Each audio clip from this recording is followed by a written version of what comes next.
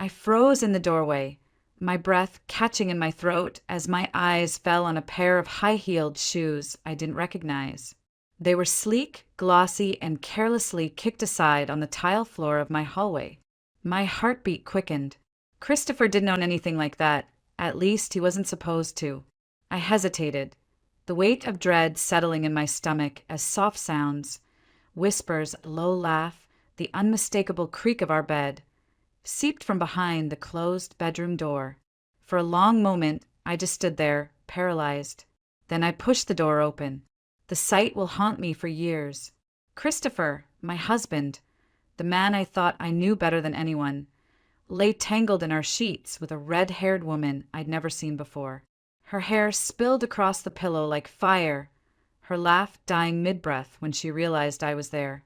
Christopher looked up at me, his eyes wide, not with guilt, but with annoyance, as if I had interrupted something he was entitled to. My throat closed, my chest ached, but no tears came. Not here, not in front of them. I turned sharply, slammed the door so hard the frame rattled, and grabbed my coat from the rack. Cold night air hit me like a wall when I burst outside, but it was better than staying in that room another second. I ran down the street, barely seeing where I was going, just needing distance, needing air. How could he do this to me, to us?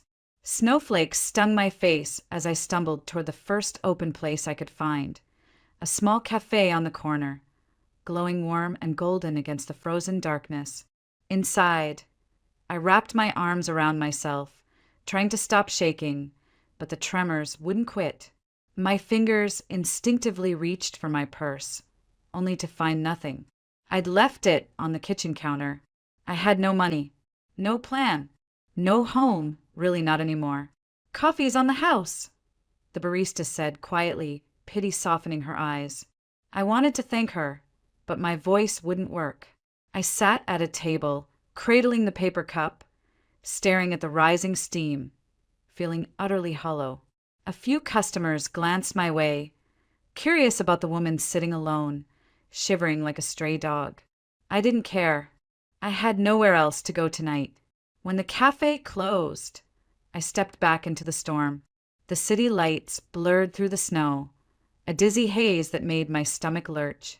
I couldn't go back to that apartment, not with Christopher and that woman there. My feet carried me almost on instinct toward the one place that still felt safe, the publishing house where I'd built my career.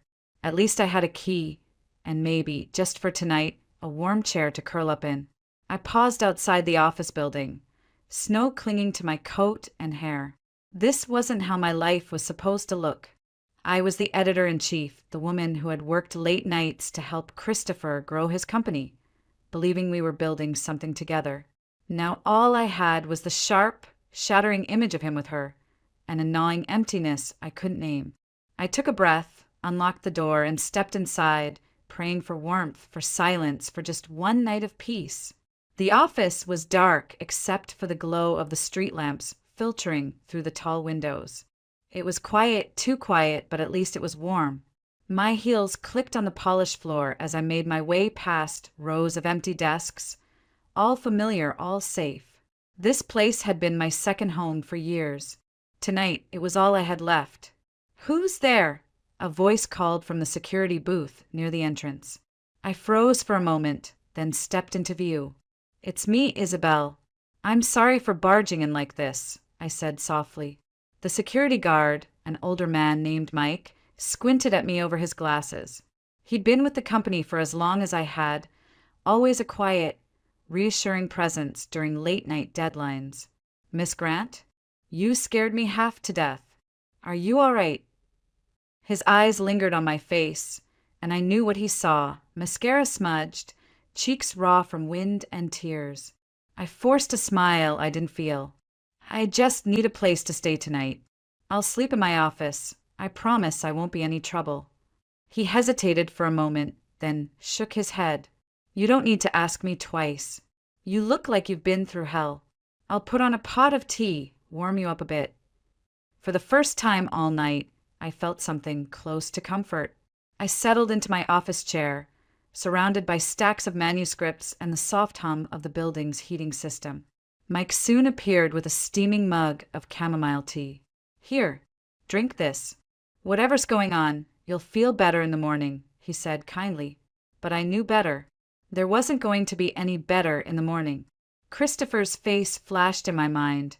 The way he'd looked at me earlier, no shame, no apology, just irritation that I'd interrupted his fun. That hurt more than the affair itself. Affairs happen, people make mistakes, but this was contempt. And it cut deep. I stared at my desk, at the nameplate that read, Isabel Grant, Editor-in-Chief. I'd worked for this company long before Christopher bought into it. He'd always claimed we were partners, that we were building something together. Now I wondered if I had just been building it for him, while he found excitement elsewhere. The tears finally came, quiet and uncontrollable, hot against my freezing skin. I curled up in my chair and let them fall until exhaustion finally pulled me under. Sleep wasn't peaceful. It was fractured, full of echoes of laughter that wasn't mine, words I couldn't quite catch, and a suffocating weight on my chest. A loud banging pulled me out of it. My heart jumped as I looked toward the door. Sunlight leaked through the blinds, and a familiar voice rang out impatient and sharp. "Isabel, open this door." I said, "Open it." "Christopher." I froze. For a moment, I considered pretending I wasn't here, but he already knew. I took a deep breath and unlocked the door. He stepped inside, his expensive coat draped over one arm, looking every bit the man who thought the world owed him respect. "What's wrong with you? Why didn't you come home?" "You made a scene," he barked, as though I was the one who'd humiliated him. I stared out the window, jaw tight, refusing to give him the satisfaction of seeing me cry again. "I didn't want to disturb you, and your guest," I said flatly. His lips curled into something that might have been a smirk. "So you saw. Good. Saves me the trouble of explaining. You and I were done, Isabel. You've been too focused on work, too cold, too boring. Victoria understands me in ways you never could." Every word was like a slap. "You think you can just throw away years of marriage and expect me to thank you for it?" I whispered, "Marriage." He laughed, sharp and bitter. "I carried you, Isabel. Without me, you'd still be editing college journals for pennies. You're nothing without me, do you hear me? Nothing." His voice rose, harsh enough to echo off the office walls. I stood, shaking but determined. "No, Christopher, you don't get to define who I am." He stepped closer, eyes flashing. "You're not leaving me. Not like this. Think carefully, because without me you have nothing. No home, no job, nothing." My stomach twisted, but I managed to push past him, out into the hallway. "Then I'll start over," I said quietly, more to myself than to him. His laughter followed me out the door, sharp and mocking, bouncing down the hall long after I'd left the building. I walked aimlessly through the snow, my mind numb. The life I'd built had shattered overnight. My husband was gone, my home was gone, and as of this morning, so was my job. I had no family nearby, no plan, and nowhere to go. The emptiness pressed down like a physical weight until the sound of someone's voice, unexpected, unfamiliar, broke through the fog. "Are you all right?" a man asked, concern threading through his tone. I turned, and that was the first time I saw him. Alexander Shaw. Alexander Shaw didn't look like the kind of man you simply run into on an icy sidewalk. He carried himself with a quiet authority, the kind of presence that made people straighten their backs without realizing it. A navy wool coat framed broad shoulders, and his voice had that calm resonance of someone used to being listened to. He held out a gloved hand as I steadied myself. "I'm fine," I said automatically, brushing off snow from my sleeve, though I clearly wasn't fine at all. His eyes narrowed slightly, reading me far too easily. "You don't look fine." For a second, I almost told him everything, that my husband had been cheating, that I'd lost both my home and my job within 24 hours, that I had no idea where I belonged anymore. Instead, I forced a polite smile. Just a long night. I should have walked away, but something about him made me hesitate. And then it happened. As his hand brushed mine, a searing image flared in my mind. A black luxury sedan engulfed in flames, its license plate unmistakable, his face behind the shattered windshield, and his scream. My knees wobbled. "Are you okay?" he asked, catching my arm just as I nearly stumbled again. I grabbed his sleeve, my voice urgent. "Please, don't drive your car tomorrow. I know this sounds insane, but you're in danger." He stared at me, clearly taken aback. "What?" "Just promise me you won't drive it. Not tomorrow." A silence stretched between us, awkward and weighted. Finally, he exhaled and gave a short nod, though skepticism lingered in his eyes. "All right, no car tomorrow." "Thank you," I whispered, unsure why I even cared. Maybe it was because helping someone else, even a stranger, gave me a sense of control I no longer had in my own life. He studied me for another moment. "You live around here?" "Not anymore," I said bitterly, shaking my head. "I guess I don't live anywhere now." Something flickered in his expression, but he didn't press. Instead, he handed me a business card. Alexander Shaw, Shaw Media Group. I blinked. I had heard the name. Everyone in publishing had. He was one of those elusive figures who quietly controlled half the city's media networks. "If you ever need work," he said, almost reluctantly, "call me." I nodded, pocketing the card without any intention of using it. I didn't want charity from a stranger. I just wanted my life back. But deep down, some small part of me wondered if maybe, just maybe, this was the first piece of something new. By evening, I was packing what little I had left into a small duffel. Christopher had already changed the locks on our apartment. I'd returned only to find a locksmith van outside and a stranger holding my key back to me with an apologetic shrug. No entry, no belongings, no home. So I stood in the cold hallway, staring at the door that had once been mine, and made a decision. I still had one place left, one last connection to something pure, untouched by betrayal. My grandmother's old house in Carmel by the Sea. It had been years since I'd been there, but at least it was mine. The trip was long, the weather brutal. By the time I arrived, night had fallen, and the small coastal town was quiet, wrapped in the sound of crashing waves and distant gulls. The house was just as I remembered. Weathered wood, peeling paint, a small porch sagging under years of neglect. But stepping inside felt like stepping into a memory of safety I'd almost forgotten. I built a small fire, wrapped myself in an old quilt, and sank into the worn armchair by the window. For the first time in days, the tears came freely, messy, heavy, cleansing. I let them. I didn't have Christopher's voice in my head anymore. Didn't have his scorn cutting me down. Just the wind, the waves, and the quiet throb of my own heart, slowly, painfully, learning how to keep beating without him. The coastal air had a way of cutting through everything. Pain, confusion, even the heavy fog of betrayal. I woke the next morning to a silence broken only by the crash of waves and the faint creak of the old house settling into its bones.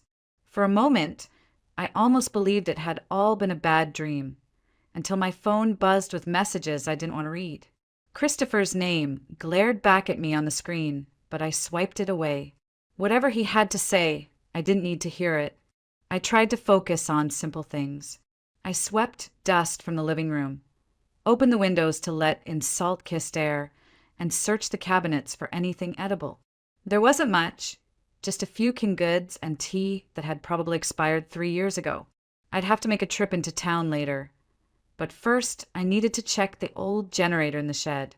That's when I heard it, a groan, muffled and close, carried on the wind. My head snapped up. A few yards away, near the path leading to the beach, someone lay half buried in snow. I rushed forward, my heart pounding, and recognized him immediately. Sasha! The name tumbled out before I realized it. He'd been a childhood friend, someone I hadn't seen since before I left for college. Life hadn't been kind to him.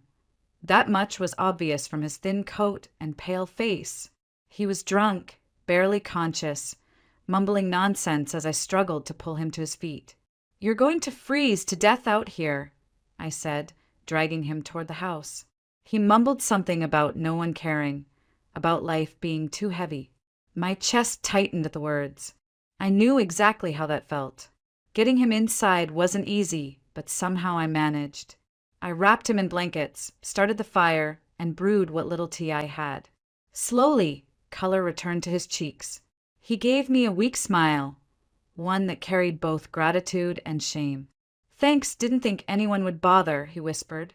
I sat beside him, exhausted but oddly lighter than I'd felt in days. Helping him reminded me of something I'd forgotten. I wasn't powerless. I could still choose kindness, even when life felt unkind to me. But my body had limits. Hours later, fever crept over me like a slow tide. My fingers, still raw from hauling him, burned and tingled. I tried to ignore it, but by evening I couldn't stand straight. The world tilted, the room spun, and then nothing. When I opened my eyes again, everything was blurred. I was warm, though, wrapped in a blanket that smelled faintly of cedar and citrus. A figure sat by the window, tall and composed, reading something on his phone. "Alexander." My voice was a hoarse whisper. He looked up, startled, then set the phone aside and approached. "You're awake. Good." His eyes softened. "You scared me half to death. What were you doing out here alone, sick as you were?" My brow furrowed. How are you here?" He hesitated, then smiled faintly. "Your warning. About the car. You were right. It wouldn't start this morning. Some kind of engine issue. Apparently a serious one. If I had taken it, it could have caught fire on the highway. So I thought I owed you at least a visit, and I find you unconscious in your own living room." I blinked at him, trying to process his words. He'd actually listened. "I didn't mean to scare you. I could not say something. And I could not come check on you," he replied gently. "You need a doctor. You're running a fever." Before I could protest, he was already on the phone arranging transport to the nearest clinic. I wanted to argue, to tell him I didn't need saving, but the truth was I'd been saved the moment he walked through that door. The clinic was small but efficient. They treated my fever, bandaged my frostbitten fingers, and kept me overnight for observation. Alexander never left the waiting room. I saw him through the cracked door, sitting with his elbows on his knees, eyes distant but concerned. Why would a man like him, a man whose life was full of power, wealth, and obligations, care about a woman like me, broken and adrift? I didn't have an answer then. All I knew was that something had shifted the moment he'd stepped into my life. The clinic smelled faintly of antiseptic and something floral, maybe the detergent they used on the sheets. It was quiet except for the rhythmic beeping of a monitor in the next room. I lay there, my body heavy, the fever pulling me under. But every time I opened my eyes, I saw him. Alexander Shaw, sitting in a stiff plastic chair like it was a leather executive seat, scrolling through his phone, answering quiet calls, then glancing back at me as if to make sure I was still breathing. When morning came, the fever had eased. The doctor said I'd be fine with rest and medication, but my hands, fingers stiff and aching, would take time to heal. I stared at the bandages, frustrated by my own fragility. I'd always prided myself on handling everything, on never needing anyone. Now here I was, unable to button my own coat without help. Alexander stepped closer, his expression softening as he noticed my struggle. "Let me," he said quietly, pulling the coat gently around my shoulders. His voice carried no judgment, just an even calm that made me want to cry for reasons I didn't understand. "You didn't have to stay all night," I murmured. "I did," he replied simply, as if that was reason enough. "You saved my life. Consider this the smallest way I could return the favor." I smiled faintly, unsure what to say, so I just nodded. We rode back to my grandmother's house in silence, the hum of his car filling the space between us. When we arrived, he carried a grocery bag from the back seat and placed it on the counter. "Food," he said, "and some basics. You looked like you were running on expired tea and hope. A laugh escaped me, surprised and warm. You really didn't have to do all this.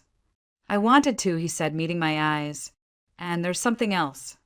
He took a step closer, hesitating just slightly before sliding a folder across the counter. I run a media group. Television, radio, digital publishing. We're building a new division. Something creative, forward-thinking. I need someone who understands editorial work, someone I can trust. You came highly recommended, even before we met. I stared at him. You checked up on me? He didn't flinch. Yes. Isabel, you're good at what you do. I read some of your work last night. You have an instinct for stories that matter. I'd like you to come on board. It felt surreal. Less than 48 hours ago, I'd been told I was nothing without Christopher. And now here was one of the most influential men in the industry, telling me I was more than enough. I don't know, I admitted, shaking my head slightly. My hands, my health. I can barely take care of myself right now. Exactly why you shouldn't be alone, he replied gently. Stay at my property. There's room, and it's closer to the city. You'll have medical care, time to heal, and a real workspace. This isn't charity, it's opportunity. But only if you want it. For a long moment, I couldn't speak. The idea of leaving this quiet, broken little sanctuary terrified me. But so did the thought of staying here, stuck in memories of a life that no longer existed. Finally, I took a deep breath. Okay, I'll do it. A small smile tugged at the corner of his mouth, something proud but restrained. Good. I'll have someone bring your things.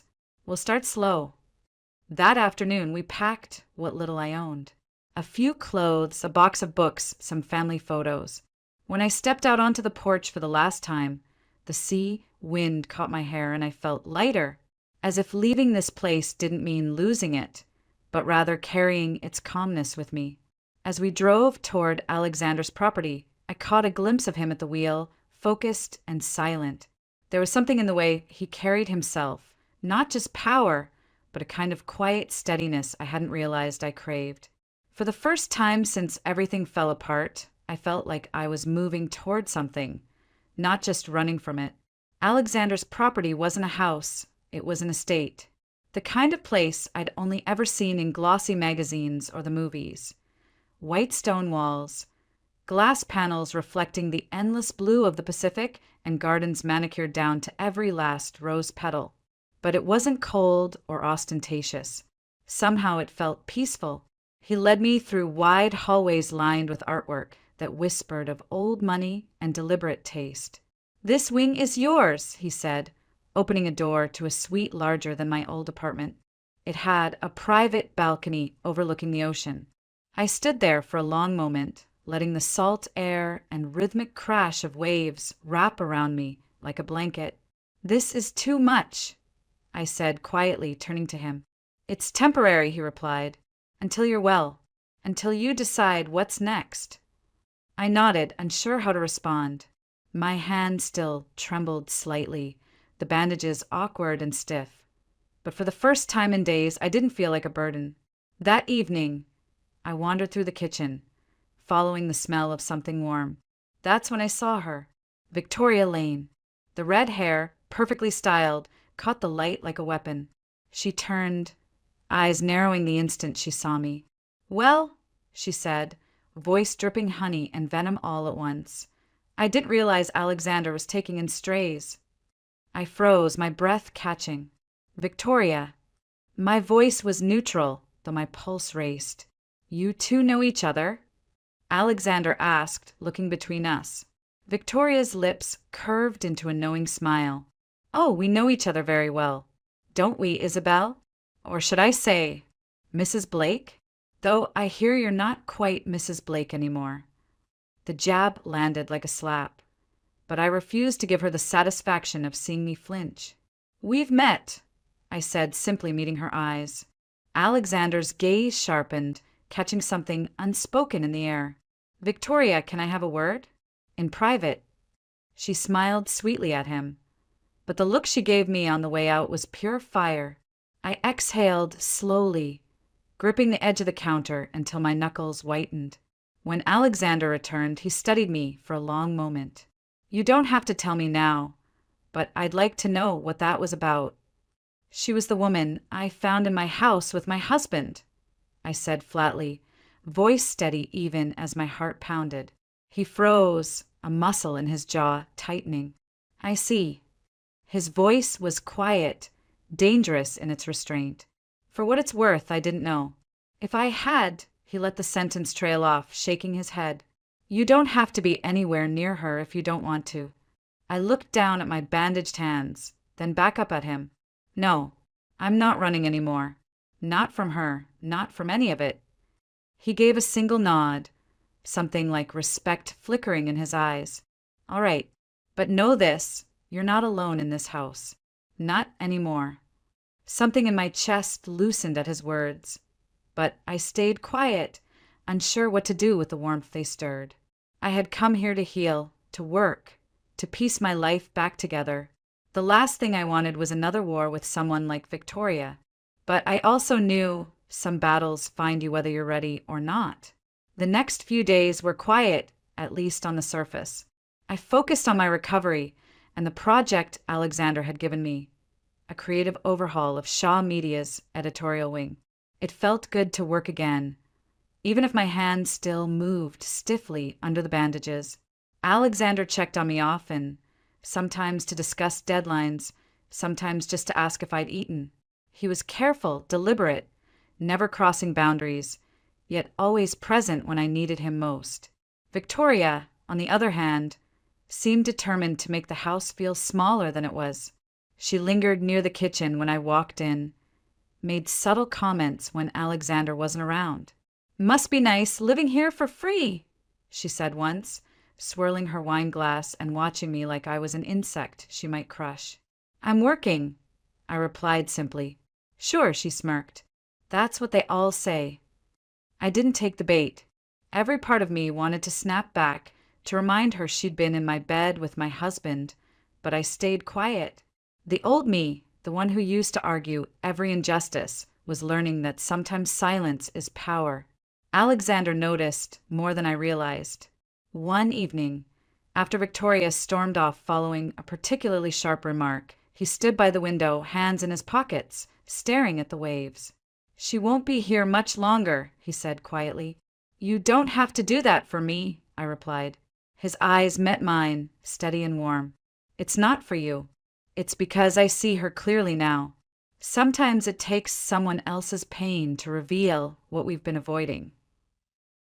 That struck deeper than I expected, and for the first time in weeks, I felt something close to gratitude that didn't ache. Our work sessions stretched into late nights, papers scattered across the dining room table, laptops glowing under the soft light.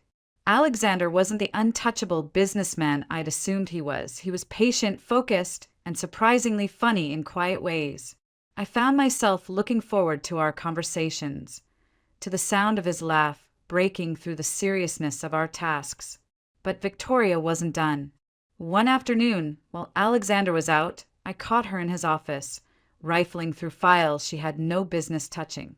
She jumped when she saw me, then straightened with a defiant tilt of her chin. "You think you've won something, don't you? A new job, a new man, a new life. But people like you never keep it. You break everything you touch." Her words landed like shards, sharp and personal. For a moment, the old wound of Christopher's betrayal throbbed all over again. But then I remembered the night I'd saved Sasha, the way I'd rebuilt myself from nothing in Carmel, and the look on Alexander's face when he'd said I wasn't alone anymore. "No, Victoria," I said calmly, stepping past her. "That's your story, not mine." She stared at me, stunned, before storming out, heels clicking like gunfire against the marble floor. That evening, Alexander returned and noticed my silence. "What happened?" he asked. Victoria tried to rattle me. "It didn't work," I said, almost surprised at how true it was. He smiled slightly, something proud in his eyes. "You're stronger than you think." For the first time in a long while, I believed it. I was healing, not because someone rescued me, but because I was choosing not to stay broken. Victoria's unraveling began quietly. At first, it was little things, missed meetings, whispers among the staff, the brittle edge in her voice when she thought no one was listening. Then came the mistake she couldn't hide, an unauthorized withdrawal from one of Alexander's project accounts, covered up with forged documents. Alexander found out within hours. He didn't yell. He didn't even raise his voice. He simply placed the evidence on the table between them. "I trusted you, Victoria," he said quietly, his tone colder than anger. "Pack your things. You're done here." She tried to fight, spinning a web of excuses, even attempting to pin the blame on me. But Alexander didn't waver. "Leave before I make this official and public," he said. There was no victory in his voice, only a finality that ended whatever power she thought she held. I stood in the doorway, silent, watching her go. Part of me expected to feel triumphant, but instead, I just felt free. She wasn't my problem anymore. None of it was. Around the same time, news broke about Christopher. A financial investigation had revealed years of manipulation in our old publishing house, shell accounts, falsified contracts, funds siphoned into ventures he'd kept hidden. He was forced to resign, his name splashed across headlines for all the wrong reasons. I didn't gloat. I didn't even call him. Some endings don't need applause. They just need closure. One evening, I walked to the balcony of my suite, breathing in the salt air. Alexander joined me, 2 mugs of tea in his hands. "You've been quiet today," he said, handing me one. "I was thinking about how much has changed," I admitted. "How much I've changed."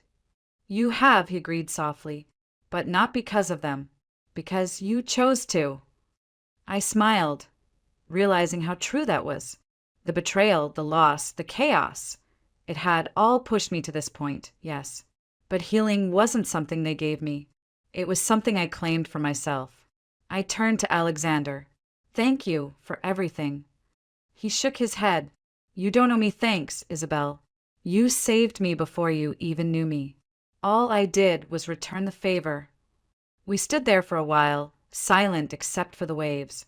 For the first time in what felt like forever, I wasn't waiting for something to break. I was simply okay. And that was enough. The days that followed felt different, not because life suddenly became perfect, but because I no longer felt like I was walking on broken glass. I woke up early, not from anxiety, but from choice, drawn to the sound of waves hitting the cliffs below the estate. Each morning, I'd take my tea onto the balcony, breathing in the sharp scent of salt and pine, and let the quiet soak into me.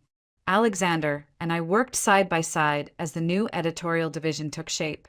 It wasn't just a job anymore. It was something that mattered, something that felt like my own. My hands healed slowly, but I learned to adapt, and with every manuscript approved, every idea pitched, I felt myself growing stronger. Not the woman Christopher had once tried to define, but someone new entirely. One afternoon, Alexander found me in the library, staring out at the sea. "You're far away today," he said, handing me a folder. "Just thinking," I replied, smiling faintly, "about how quickly everything can fall apart, and how sometimes that's what saves you." He studied me for a long moment, then said quietly, "You saved yourself, Isabel. Don't forget that." I closed the folder and looked at him, really looked at him, the man whose life I'd stumbled into, whose presence had shifted something deep inside me. "I didn't do it alone," I admitted. We stood there in the stillness, the kind that feels like the world holding its breath. He reached out, his hand warm against mine. Not a grand gesture, just steady and sure. "You don't have to do anything alone anymore," he said simply. I didn't answer with words. I just squeezed his hand, feeling the truth of it sink into me like sunlight on cold skin. Weeks later, I stood on the same balcony where I had once felt so lost. Below, the tide rolled in, endless and certain. I thought about everything. Christopher's betrayal, Victoria's venom, the nights I'd spent wondering if I had anything left worth saving. And then I thought about this, a second chance I hadn't asked for, but had been brave enough to take. Alexander stepped beside me, setting down 2 cups of tea. "You ready for the launch next week?" he asked with a small smile. "Yes," I said, surprising myself with how confident it sounded. "I'm ready." We leaned on the railing, shoulders brushing, and for the first time in months, maybe years, I felt completely at peace. Sometimes betrayal shatters everything you thought you were, everything you thought you wanted. But sometimes it clears the path for something better, something stronger. I had lost a marriage, a home, and the life I thought I'd built, only to find myself, my purpose, and a love that grew out of honesty, not obligation. Healing doesn't come overnight.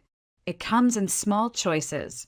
To get up, to keep going, to forgive yourself for trusting the wrong person, and to be brave enough to trust again. And in those choices, life can become whole again, even beautiful.